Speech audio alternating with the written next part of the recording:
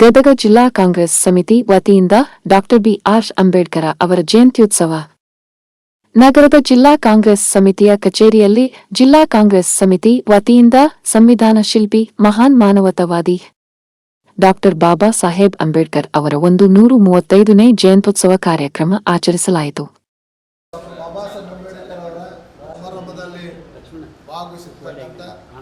ಗದಗ ಜಿಲ್ಲಾ ಯೂತ್ ಕಾಂಗ್ರೆಸ್ನ ಜಿಲ್ಲಾ ಅಧ್ಯಕ್ಷರು ಸನ್ಮಾನ್ಯ ಗದಗ ಬಟಿಗೇರಿ ಶಹರ ಕಾಂಗ್ರೆಸ್ನ ಅಧ್ಯಕ್ಷರು ಹಿರಿಯರಾಗಿರ್ತಕ್ಕಂಥ ಸನ್ಮಾನ್ಯ ಬಿ ಅಸೂಡಿ ಸರ್ ಅವರೇ, ಬಳ್ಳಾರಿ ಸರ್ ಅವರೇ, ಮಾಜಿ ಜಿಲ್ಲಾ ಪಂಚಾಯತಿಯ ಮಾಜಿ ಅಧ್ಯಕ್ಷ, ಗದಗ ತಾಲೂಕು ಗಾಂಧಿ ಅಧ್ಯಕ್ಷರಾಗಿರ್ತಕ್ಕಂಥ ಅಶೋಕ್ ಮಂದಾಲೆ ಅವರೇ ಮತ್ತು ಎಲ್ಲ ನನ್ನ ಆತ್ಮೀಯ ಸ್ನೇಹಿತರೆ, ಇವತ್ತು ಇಡೀ ಜಯಂತಿ ಇಡೀ ದೇಶದಲ್ಲಿ ಭಾರಿ ವಿಜೃಂಭಣೆ ಇವತ್ತು ನಡೀತಾ ಇದೆ.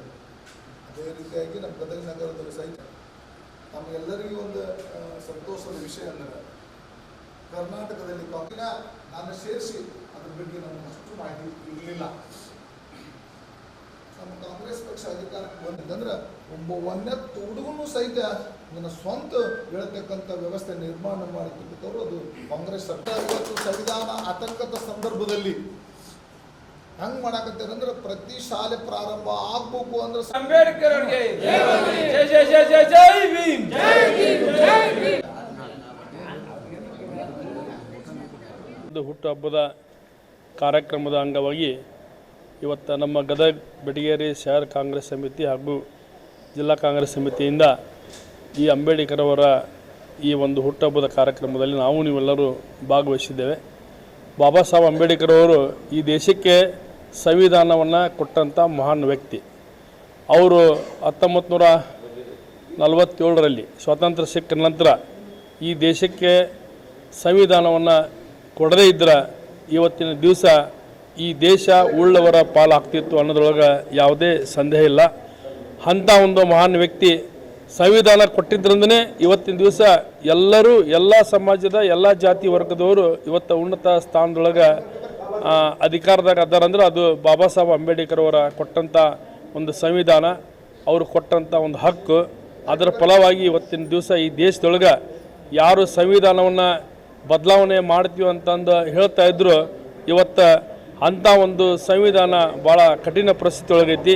ಇವತ್ತು ನಮ್ಮ ಕರ್ನಾಟಕ ರಾಜ್ಯ ಕಾಂಗ್ರೆಸ್ ಸರ್ಕಾರ ಎಚ್ ಸಿ ಮಾದೇವಪ್ಪನವರ ನೇತೃತ್ವದೊಳಗೆ ಏನು ನಮ್ಮ ಸಂವಿಧಾನ ಪೀಠಿಕೆಯನ್ನು ಓದುವಂಥ ಕಾರ್ಯಕ್ರಮ ರಾಜ್ಯಾದ್ಯಂತ ಜಾರಿಗೆ ತಂದು ಪ್ರತಿಯೊಂದು ಶಾಲೆಯೊಳಗೂ ಶಾಲಾ ಮಕ್ಕಳು ಸಂವಿಧಾನವನ್ನು ಓದುವುದರೊಂದಿಗೆ ಅವರ ಪಾಠವನ್ನು ಪ್ರಾರಂಭ ಮಾಡುವಂಥ ಅದ್ಭುತವಾದಂಥ ಕಾರ್ಯಕ್ರಮವನ್ನು ಮಾಡಿದಂಥ ಈ ಕರ್ನಾಟಕ ಕಾಂಗ್ರೆಸ್ ಸರ್ಕಾರಕ್ಕೆ ಅಭಿನಂದನೆ ಸಲ್ಲಿಸಿ ಇವತ್ತಿನ ದಿವಸ ಈ ಕಾರ್ಯಕ್ರಮದಲ್ಲಿ ಮಾತನಾಡಲಿಕ್ಕೆ ಅವಕಾಶ ಮಾಡಿಕೊಟ್ಟದ್ದು ಎಲ್ಲರಿಗೂ ಹೊಂದಿಸಿ ನಾನು ಒಂದೆರಡು ಮಾತನಾಡ್ತೀನಿ. ಅಂಬೇಡ್ಕರ್ ಅವರ ಜಯಂತಿಯ ನಿಮಿತ್ತ ಇವತ್ತಿನ ದಿನ ನಮ್ಮ ಕಾಂಗ್ರೆಸ್ಸಿನ ಕಚೇರಿಯಲ್ಲಿ ನಾವೆಲ್ಲರೂ ಪುಷ್ಪಾರ್ಪಣೆ ಮಾಡುವ ಮುಖಾಂತರ ಅವರ ತತ್ವ ಆದರ್ಶಗಳನ್ನು ನೆನೆಯುವ ಮುಖಾಂತರ ನಾವೆಲ್ಲರೂ ಜಯಂತಿ ಆಚರಣೆಯಲ್ಲಿ ಭಾಗವಹಿಸಿದ್ದೇವೆ. ಎಲ್ಲರ ಸಮ್ಮುಖದಲ್ಲಿ ನಾವು ಅಂಬೇಡ್ಕರ್ ಅವರ ತತ್ವ ಆದರ್ಶಗಳನ್ನು ಸ್ಮರಣೆ ಮಾಡುವ ಮುಖಾಂತರ ಆಚರಿಸ್ತಾ ಇದ್ದೇವೆ. ವಿಶೇಷವಾಗಿ ಸಂವಿಧಾನದ ಬಗ್ಗೆ ನಾವೆಲ್ಲರೂ ತಿಳಿದುಕೊಳ್ಳುವಂಥ ಅವಶ್ಯಕತೆ ಅಷ್ಟೇ ಅಲ್ಲ, ಅನಿವಾರ್ಯ ಅವಶ್ಯಕತೆ ನಮ್ಮ ಸಮಾಜದಲ್ಲಿ ಭಾರಿ ದೊಡ್ಡ ಮಟ್ಟದಲ್ಲಿ ಸೃಷ್ಟಿಯಾಗಿಬಿಟ್ಟಿದೆ. ನಾವೇನಾದರೂ ಅಂಬೇಡ್ಕರ್ ಅವರ ಕನಸೇನಿತ್ತು, ಸಮಾಜ ನಿರ್ಮಾಣ ಮಾಡುವ ಕನಸೇನಿತ್ತು, ಅದನ್ನು ನನಸು ಮಾಡುವುದರಲ್ಲಿ ನಾವೇನಾದರೂ ಪಾತ್ರಧಾರ ಆಗಬೇಕು ಅಂದ್ರೆ ಸ್ವಯಂ ಪ್ರೇರಿತವಾಗಿ ವಿಚಾರ ಮಾಡಿ ಪಾತ್ರಧಾರ ಆಗಬೇಕು ಅಂದ್ರೆ ನಾವೆಲ್ಲರೂ ಸಂವಿಧಾನದ ಬಗ್ಗೆ ಹೆಚ್ಚಿನ ಮಾಹಿತಿಯನ್ನು ತಿಳಿದುಕೊಳ್ಳುವಂಥ ಮನೋಭಾವನೆಗೆ ಮೊದಲನೇದಾಗಿ ನಾವೆಲ್ಲರೂ ಬರಬೇಕಾಗೈತಿ. ಸಮಾಜ ನಿರ್ಮಾಣ ಮಾಡುವುದರ ಕಡೆ ನಮ್ಮ ನಡೆ, ವಿಶೇಷವಾಗಿ ಕಾಂಗ್ರೆಸ್ ಪಕ್ಷದ ನಡೆ ಏನೈತಿ, ಎಲ್ಲ ಸಮುದಾಯದವರನ್ನು, ಎಲ್ಲ ಧರ್ಮೀಯದವರನ್ನು, ಎಲ್ಲ ಸಂಘಟನೆಗಳನ್ನು ಒಟ್ಟಾರೆ ಮನಸ್ಥಿತಿ ಏನೇ ಇರಲಿ, ವ್ಯವಸ್ಥೆ ಒಂದೇ ಅನ್ನುವಂಥ ಭಾವನೆಯಲ್ಲಿ ನಮ್ಮ ಕಾಂಗ್ರೆಸ್ ಪಕ್ಷದ ಸಿದ್ಧಾಂತ. ನೀವೆಲ್ಲರೂ ಗಮನಿಸ್ರಿ, ವೆಸ್ಟ್ ಬೆಂಗಾಲ್ದಲ್ಲಿ BJP ಮ್ಯಾನಿಫೆಸ್ಟೋ ಬಂದೈತಿ. ಈಗ ಇದು 24ಕ್ಕೆ ಏನು ಎಲೆಕ್ಷನ್ ನಡೆಯಾಗತ್ತೈತಿ, BJP ಮ್ಯಾನಿಫೆಸ್ಟೋದಾಗ ಒಂದು ಪಾಯಿಂಟ್ ಐತಿ. ಏನದು ಪಾಯಿಂಟ್ ಅಂದ್ರೆ, ರಿಲಿಜಿಯಸ್ ಪ್ರಾಕ್ಟೀಸ್ ಮಾಡೋಕ್ಕೆ ಸಂಪೂರ್ಣ ಸ್ವತಂತ್ರ ಕೊಡ್ತೀವಿ ಅಂತಂದು ಮ್ಯಾನಿಫೆಸ್ಟೋದಾಗ ಕೊಟ್ಟಾರ BJPದವ್ರು. ನನ್ನ ಪ್ರಶ್ನೆ ಇಷ್ಟ, ಬಾಬಾ ಸಾಹೇಬ್ ಅಂಬೇಡ್ಕರ್ ಅವರು ಸಂವಿಧಾನ ಬರೆದಂಥ ಸಂದರ್ಭದಾಗನ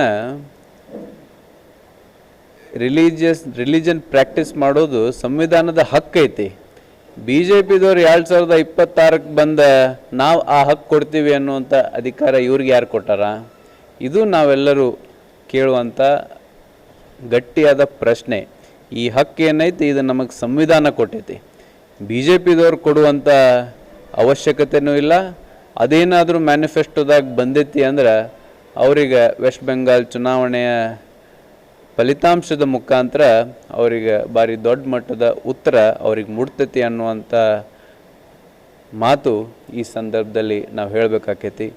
ಮಾನವೀಯತೆಯ ಮೌಲ್ಯಗಳ ಮುಖಾಂತರ ಅದರ ಆಧಾರದ ಮೇಲೆ ಇರ್ತಕ್ಕಂಥ ಸಂವಿಧಾನದ ಆದರ್ಶಗಳು, ನಿಯಮಗಳನ್ನು ನಾವೆಲ್ಲರೂ ಪಾಲನೆ ಮಾಡುವಂಥ ಪ್ರತಿಜ್ಞೆ ನಮ್ಮ ಕಾಂಗ್ರೆಸ್ ಕಚೇರಿಯಲ್ಲಿ ನಾವೆಲ್ಲ ಕಾಂಗ್ರೆಸ್ ಪಕ್ಷದ ಸರ್ವ ಸದಸ್ಯರು ಸಾಮೂಹಿಕವಾಗಿ ಮತ್ತೊಮ್ಮೆ ಪ್ರತಿಜ್ಞೆ ಮಾಡುವ ಮೂಲಕ ಈ ಒಂದು ಅಂಬೇಡ್ಕರ್ ಜಯಂತಿಯವರ ಆಚರಣೆಯಲ್ಲಿ ನಾವೆಲ್ಲರೂ ಭಾಗವಹಿಸಿದ್ದೇವೆ ಅನ್ನುವಂಥ ಮಾತನ್ನು ಮತ್ತೊಮ್ಮೆ ಹೇಳಿ ನನ್ನ ಮಾತಿಗೆ ವಿರಾಮ ಮಾಡ್ತೀನಿ. ಎಲ್ರಿಗೂ ನಮಸ್ಕಾರ.